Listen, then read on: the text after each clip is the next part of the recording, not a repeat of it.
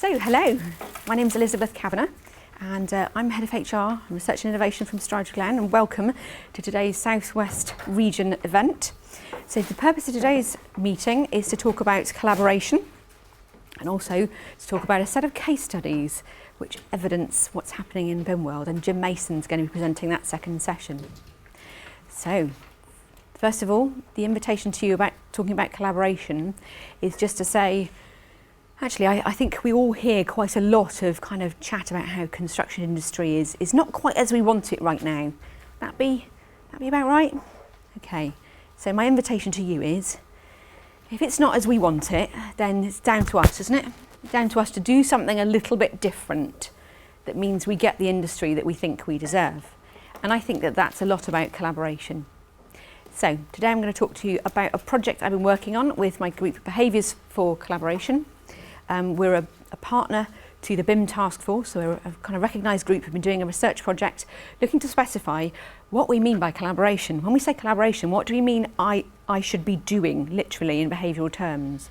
So I'm going to finish by talking to you about a tool that we've developed, Profession Map, which lists and goes through what it is to collaborate, what I'm literally doing when I'm collaborating. So being really clear about that. Does that sound okay? You in the right room still? Good. Let's carry on. Okay, so why are we talking about collaboration? Well, first of all, Digital Built Britain, or the Level 3 BIM strategy, talks about a need to change the culture of the industry, and what they mean by that specifically is to go from an adversarial way of working to a more collaborative way of working. And so within this strategy, we noticed that 28 times they use the word behaviours. That's quite a lot. So they're really quite serious about the fact that we need to focus on behaviours as part of this culture change. And that's behaviours of the organisation and the team and the individual. And I'm going to talk to you today about the kind of the individual level. So some of the things that BIM Level 3 suggests that we need to do is have a changed commercial model for delivery, meaning forms of contracts, arrangements within which we can work, which include behaviours. And we're already starting to see that clients, when they're procuring, are assessing us based on our behaviours. So they're now getting us into a room and giving us scenarios to work on where they assess our behaviours. And they're weighting those as anything between 25 and 75% of the total score we're given. So we're starting to move away from an interview and beauty parade situation to a time where our behaviours are going to be looked at, and not just in procurement as well. These new forms of contract they're talking about will include the ability to monitor and have a facilitator for those behaviours. And they're even talking about having the insurer as being a kind of project auditor, if you like, who kind of keeps an eye on the types of behaviours we're using through a project. So we also talk about developing the right client behaviours. And that's really necessary. If the client is a key part of the team, which we think they are, then obviously we need to help our clients to behave as intelligent clients. And that's a proper term, which I'll get onto a bit later. We also need to define project roles. So we will be doing some different things as a result of the change towards BIM. But we'll also be doing those things quite differently. And that's what I'm going to focus on today. So we're going to talk about the desired behaviours. And so the BIM task group is tasked to define what those behaviours will look like. And so this is your sneak preview of some of the things that that's likely to cover. Okay, so before we start, I wanted to kind of define what collaboration is and what it looks like. And this means finding the right group of people with the right blend of work styles, chemistry, skills, personality, making sure that they're committed to a joint focus and giving them all the resources they need in order to maintain that focus and in order to work well as a team. And that could include, for example, looking at the process, looking at the facilitation and making sure they've got the right tools to do that. So there's quite a lot of support involved in this. Just to be clear about what we mean by collaboration, coordination is about making sure things don't fall between the two stools, as we often talk about in terms of when we've had problems on projects. Actually, it's about poor communication. Well, good coordination makes sure that we avoid gaps. So that's a kind of baseline. Let's not get things wrong. Cooperation is us getting mutual benefit by sharing. So with 2 or 3 of us, that's what we're aiming for. A bit of cooperation is all good. And collaboration is about achieving results which couldn't be accomplished alone. So the reason people are interested in collaboration at all is the fact that it offers quantitatively different results to either coordination or cooperation. Collaboration means that we can have innovation come out of our relationships and our projects. And those are results we couldn't really have envisaged when we first started our project. So those are quite big gains potentially. That's why we're interested in this stuff. It gets us good results. In order to get those results, we actually have to kind of change some of the assumptions that we make. So assumptions are just the rules that we kind of think are the rules of engagement when we go into a project. And some of those are that the project's going to be dominated by a cost focus. And actually, that encourages incentives which undermine collaboration. So at the moment, working within a really cost-focused project is not going to increase collaboration or even enable it. And that system is going to be shifted gradually towards a more collaborative approach. And actually, we would say that if what you want from a project is a fixed cost and it's quite a low cost, then collaboration might not be the way forwards for you. But this assumption that we're going to be adversarial, that we're going to fall out with each other, that we're going to look to blame each other for things, that stops us from behaving in collaborative ways. So that's anti-collaborative. And you and I would also need to examine ourselves and potentially abandon the need to be right, which is quite a difficult thing to do, because being trained professionals, we quite like to think that we're in the right. But actually, for us to really learn in a reflexive way and learn from each other, we have to be prepared that we're not always right and that that's okay.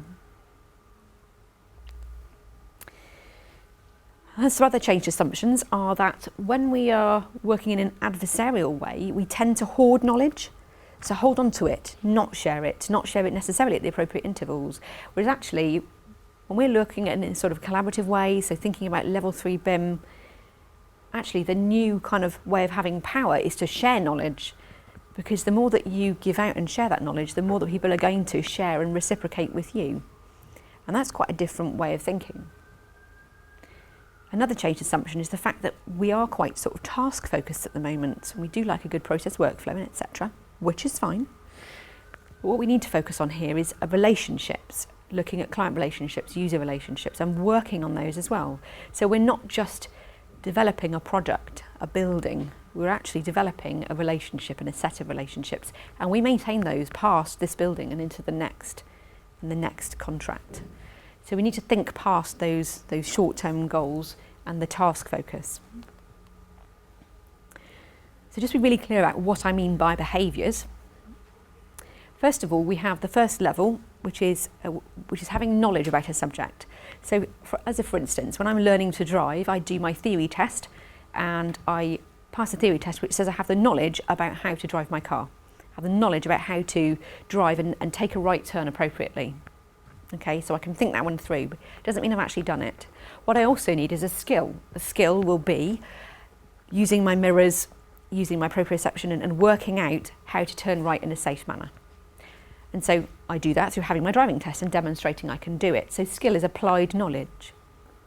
And then behaviour is the bit that comes after that. When I'm turning right, I can choose to indicate very last minute as I'm turning my wheel, which we would call inconsiderate indicating, or I can give you good solid notice of my intentions and I make sure that 3 seconds ahead of time I'm telling you what I'm about to do. So behaviours are about the way I do something. It's literally what you see me do. Did you see me indicate in good time before I took my right turn? If you did, then you might call me a considerate driver. If you didn't, maybe not so much. Does that make sense? Yeah? Okay. So there are some skills that we think we need to develop in order to work in a collaborative way. One of these would be about focusing on added value for the client, really looking at what is it that they're trying to achieve on a widest possible level and how can we add value to that. How can we develop our empathy with the client and the user, because that will enable us to really see differently and look for different and deeper solutions to their problems. How can we have a communication which reflects the needs of others? So rather than going into communication thinking I'm trying to say what I feel I need to say, how about thinking about what other people need to hear or what they want to hear and how they'd like to have that communicated. That's quite refined.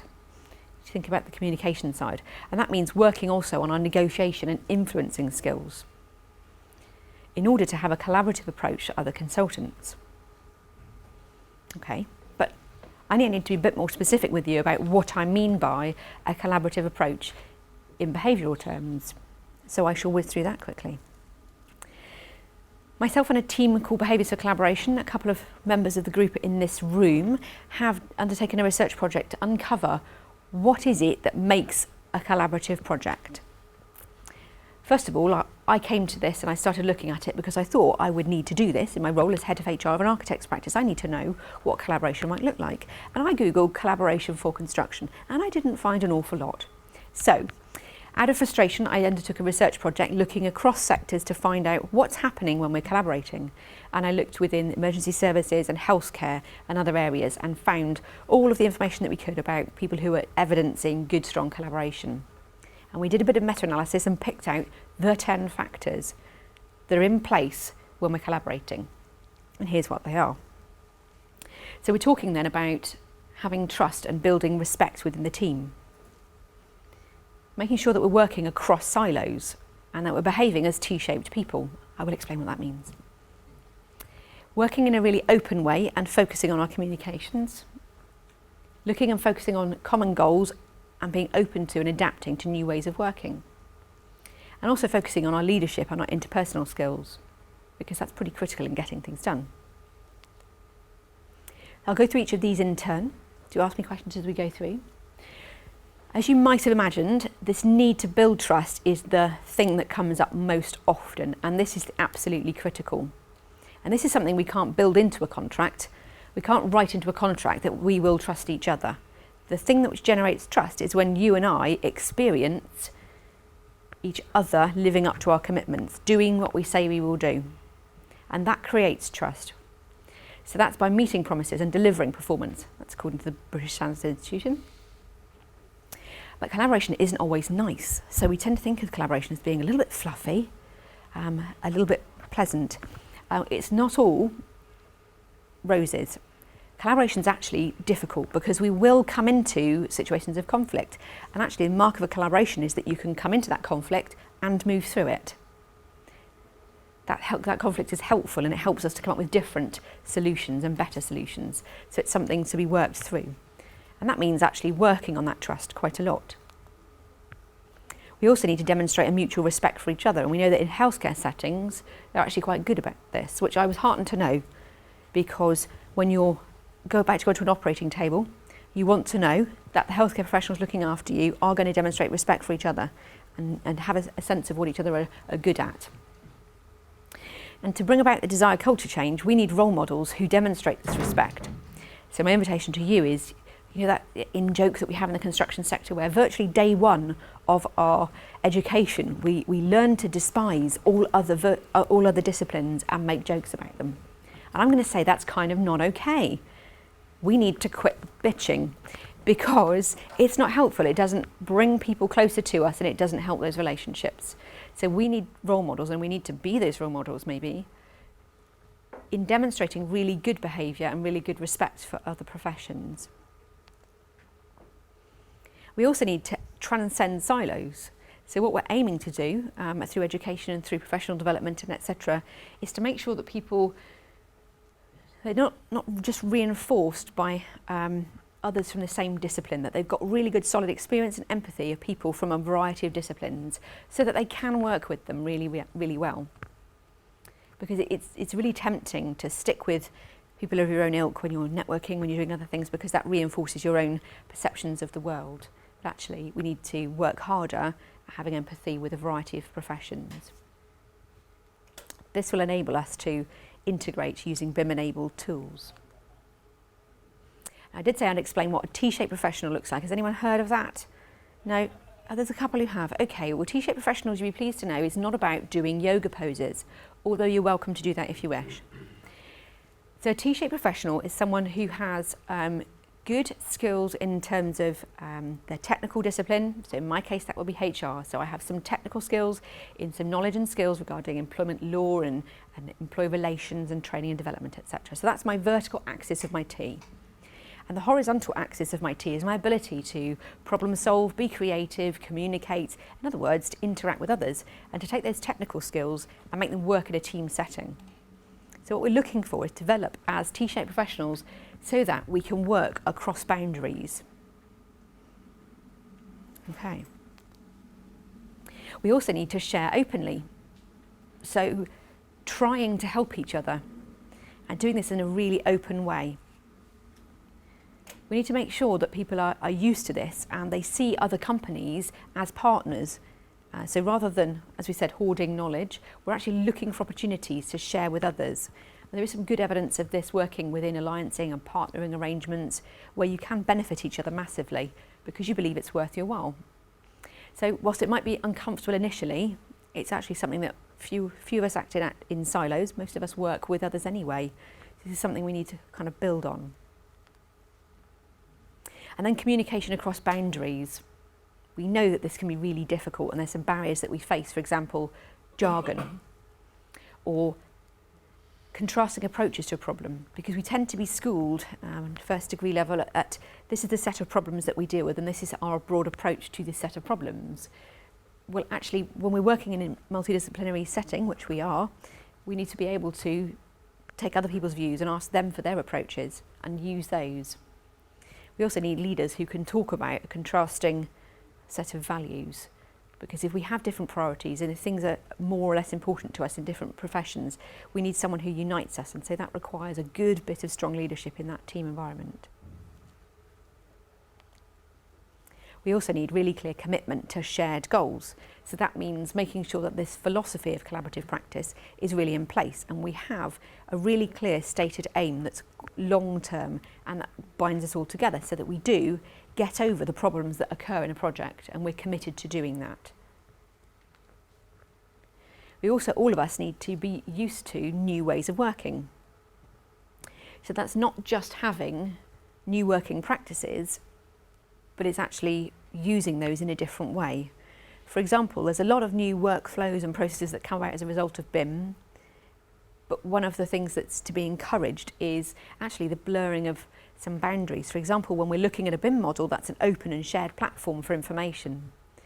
And so what we've found is that people now can comment more freely on others' work, and that's a good thing and that's to be encouraged. But that's a new way of working. We haven't really been traditionally used to that. We also, all of us, need to get better at managing change, and that can be at an organisational level, establishing that change is necessary and required and good, and helping your staff to be really flexible in the way that they respond to that. But also as an individual, looking at encouraging and supporting others who are going through those changes and making sure they've got the time and space to deal with that. We also need to work on our interpersonal skills, and so making sure that we're really aware of the needs of other professionals, working on our relationship skills, behaving in a way that says I care about other professionals and I care about the outcomes, showing sensitivity to each other. And a good example of this would be when we're doing information retrieval. So within BIM, the promise of BIM is that we can have and share a wider and more useful set of information. And so the opportunity there is to, when we're producing information, to be getting on the phone to others and saying, what do you need? If I add an extra field here, would that help you? How could we make that work better for you? And you can kind of see that happening within early projects, such as the FBL building on this site, which you might have walked past on your way from the car park. So what we did is we took all of that and we made this profession map. Now I realise you can't necessarily see that from the back. I will share it with you. The purpose of a profession map is to specify at all levels what collaborative behaviour looks like. So what we've done is we have these 4 levels of maturity here. This level here is what we call a contraindicator. So those are the things which actively prevent collaboration occurring. So sometimes you can see, for example, on the leadership and interpersonal skills factor, we have protecting own interests and failure to listen being down there as a contraindicator.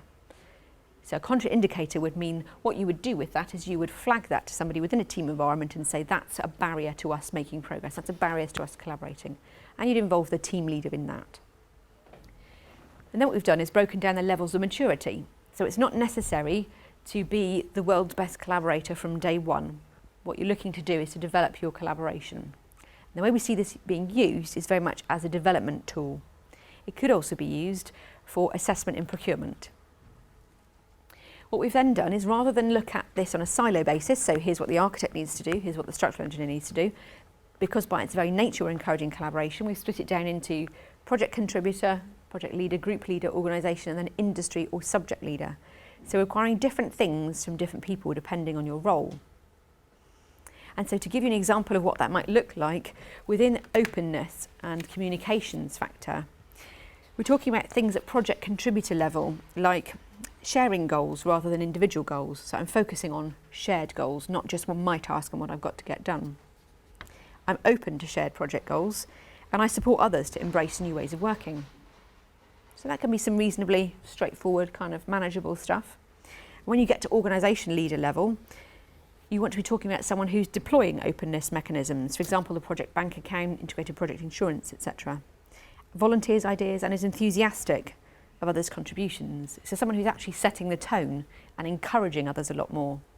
So you can see that essentially the profession map is used to help people to develop their collaboration as their role develops and as the maturity levels of collaboration evolve. So the way that we can see you using this is essentially introducing it as potentially as a client through the procurement phase, helping to select people for your team, and then actually using it within development of ourselves and our teams to guide people on what sorts of things are necessary and useful. So what we're going to do is we're going to take this and develop it into some kind of app or game that will allow us to rate each other's behaviours, give each other some feedback. So somewhat like LinkedIn, somewhat like TripAdvisor, for me to say to you, this is what works really well about what you're doing, or maybe this isn't working well for me right now. And then that can be used in a team setting to understand how we can develop collaboration. So essentially to develop a focus on it. And so that's how we see this kind of profession map being used. What I'd love for you to do is to volunteer to try it, have a look at it, see what you think, come back to me and tell me what you like and what you don't like about it, and to by all means use it for your own development. Because my challenge to you that I started with is, if we want this industry to change, it needs to kind of come from us. We need to be the change you want to see in the world. So this is your handy hint. If you'd like to take on board more collaboration, then this is quite a good starting point for you, I would hope.